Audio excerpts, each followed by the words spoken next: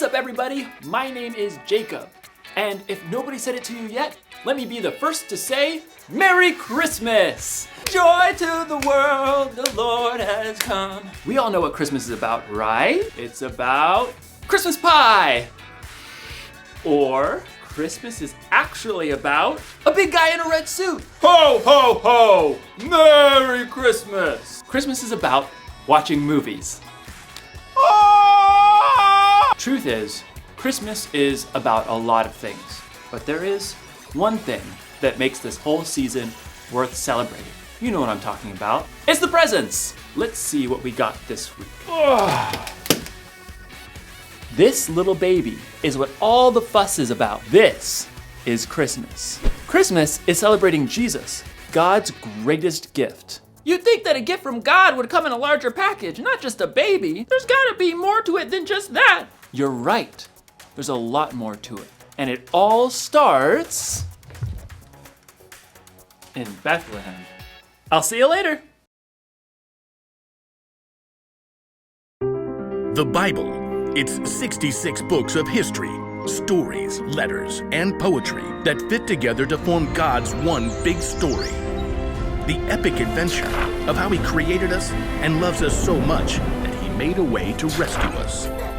As we travel through the Bible, from Genesis to Revelation, we discover people who met God and found their lives changed forever. Now, for an amazing story, inspired by the book of Luke, chapter 2, verses 1 through 7. Mary's world had been turned upside down. Though she was an ordinary girl living in an unimportant town, God had sent an angel to visit her. God is very pleased with you. Me? You're talking to me? You will become pregnant and give birth to a son.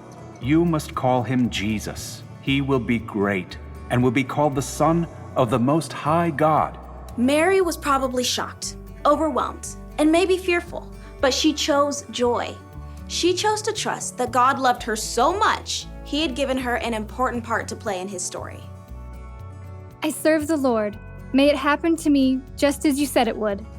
Just as the angel had said, Mary became pregnant, and the months raced by. Mary and her new husband Joseph prepared for the brand new baby to arrive. A cradle!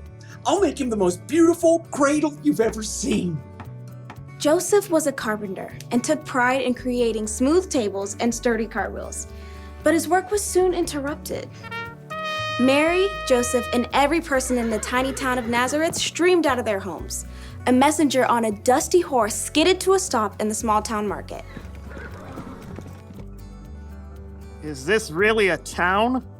It doesn't deserve a dot on the map. As the people of Nazareth watched from a careful distance, the messenger pulled out a scroll and cleared his throat. Hear ye, hear ye. Caesar Augustus orders that everyone must go to their town of origin to be counted. Can't you just count us now? 1, 2, 3. No. The counting must be done properly and in order so we can make you pay lots of taxes. Farewell, and by that I mean good riddance. Mary and Joseph and their neighbors were left coughing in the dust. Joseph, we'll have to go to Bethlehem where your family is from. I'll go. You can't travel right now. Of course I can. Absolutely not. A short time later, Mary and Joseph set off on the long road to Bethlehem. Perhaps they recalled the words of the prophet Micah. Bethlehem, you might not be an important town in the nation of Judah, but out of you will come for me a ruler over Israel. It's possible Mary rode on a donkey. Or she might have walked right alongside Joseph. Either way, the journey took nearly a week, and camping wasn't very comfortable for a woman about to have a baby. Please tell me your cousins will have a bed for us. Great Aunt Ada is the perfect hostess. But when they reached Bethlehem, the little town was neither silent nor still. It looks like everyone else came home too. Well, if Aunt Ada doesn't have room, there's always Cousin Gideon. He makes an excellent pigeon pie. But not a single one of Joseph's relatives had a spare room or an extra bed. Please, just anywhere. This baby is coming soon. At last, someone found them room. in a place where the animals stayed. Absolutely not. We'll take it. Mary and Joseph did everything they could to get the space ready for a new baby. Clean hay, fresh water, and in a short time, Mary's baby was born. It's a boy! His name is Jesus.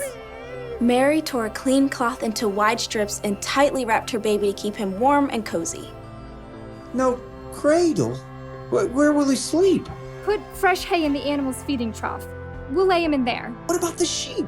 They don't mind.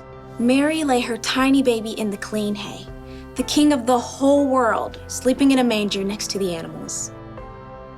He's perfect. Yes, he is. In the most unexpected place, at the most unexpected time, God had shown his love. He sent his very own son as a baby to rescue the whole world.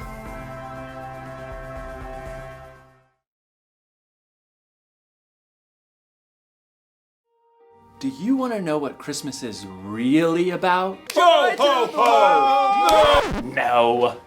Christmas is about love. Around 2,000 years ago, God saw that the world needed help, and he loved the world so much that he sent this baby.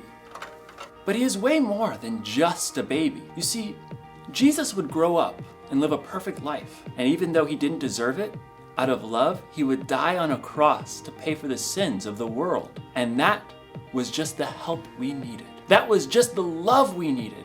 Jesus made it possible for us to have a relationship with God. Jesus saved us. So, while you're celebrating this year, while you're singing and eating pie and opening presents, don't forget this present that God gave to us. Don't forget this one thing. God loved us so much that he gave us a savior. So, you know what? It's Christmas!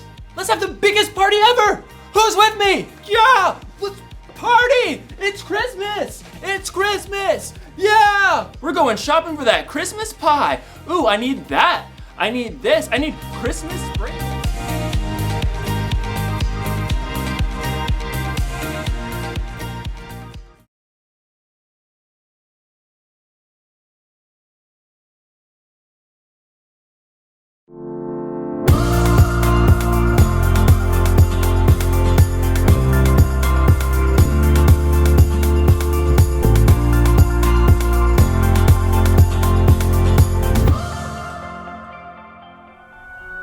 Dear God, you know I love Christmas. Always have, always will.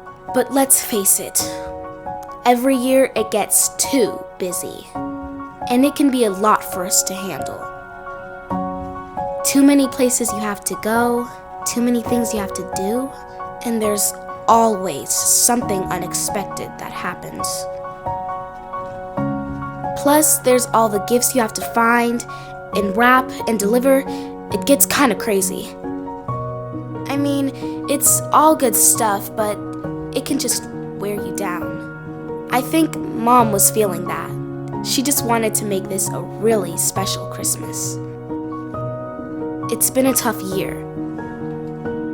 Anyway, I was reading about how you invented the whole Christmas thing. The baby, your son, born in a barn with really nothing. I mean, my friend told me that the wise men didn't even bring the presents until later. It all seemed, well, simple. A lot more simple than we make it. That's when I had the idea.